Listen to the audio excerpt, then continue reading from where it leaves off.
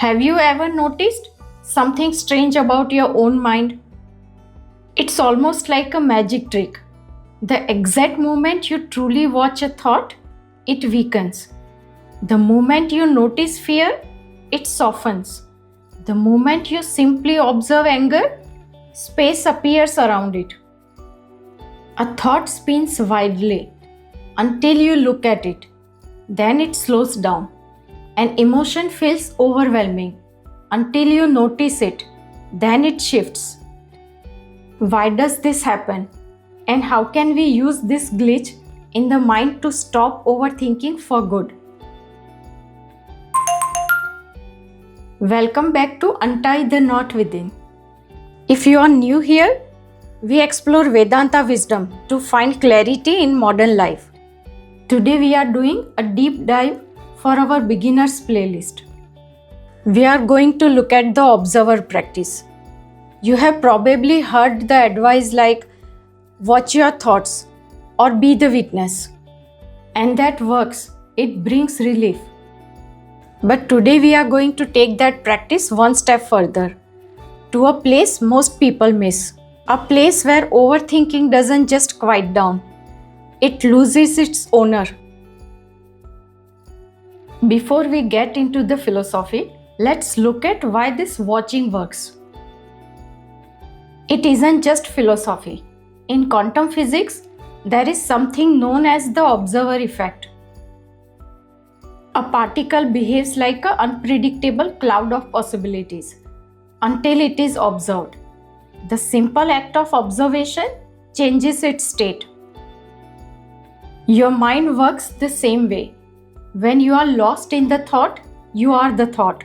But when you step back and observe it, you change its state.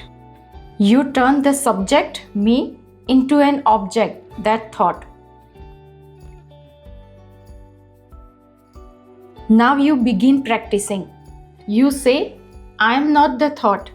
I am the one who sees the thought. Earlier you believed, I am the body. Now you notice, the body is something observed.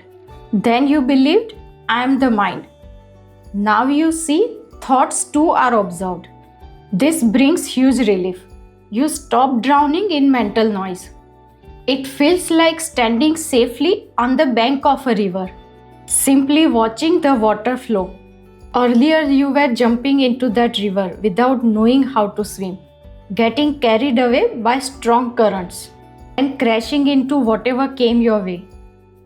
But if you stay honest, something subtle happens here. A small mistake slips in. The mind does not give so easily. It upgrades the identity. It says, fine, I am no longer the angry or anxious person. Now I am the witnessing presence. But Vedanta tells us to look closer. Because if you can notice the statement, I am the witness, isn't that statement also just a thought? This is the deeper question no one asks. Who is the observer? Let's try to find it right now. Close your eyes for a second. You feel like there is a watcher inside. But where is it? Is it in the head? Behind the eyes? In the chest? Try to point its exact location. The moment you find the spot and say, here, this is me, the watcher, you are looking at it, which means it is seen, and anything seen cannot be the seer.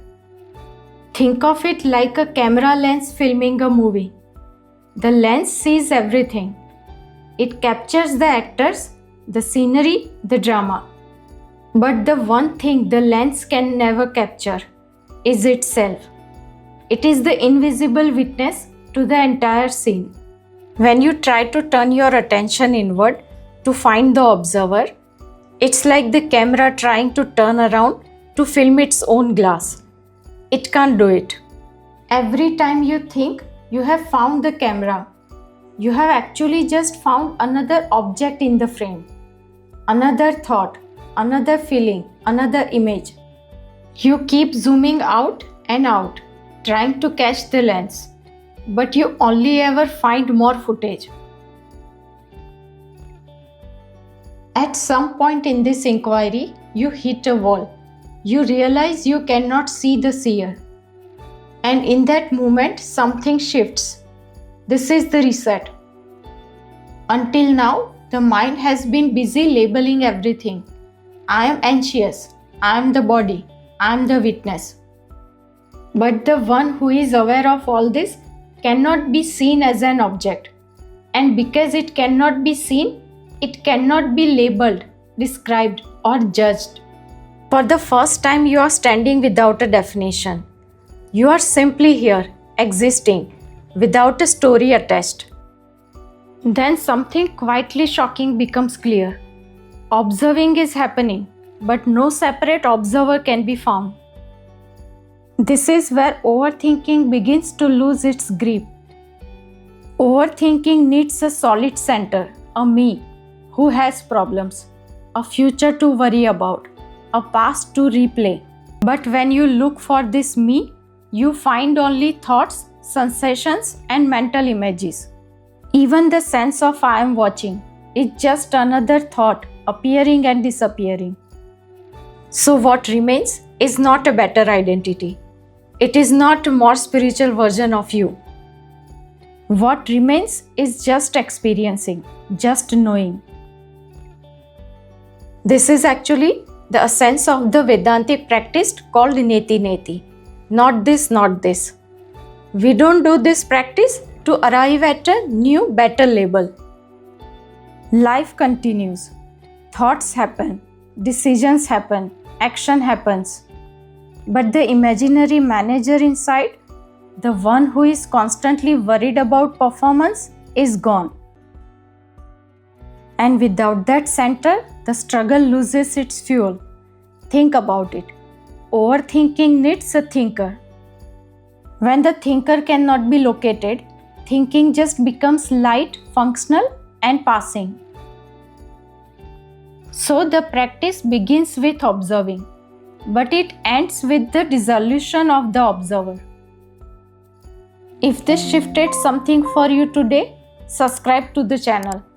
And if you want to understand the framework behind this, check out the Vedanta for Beginners playlist.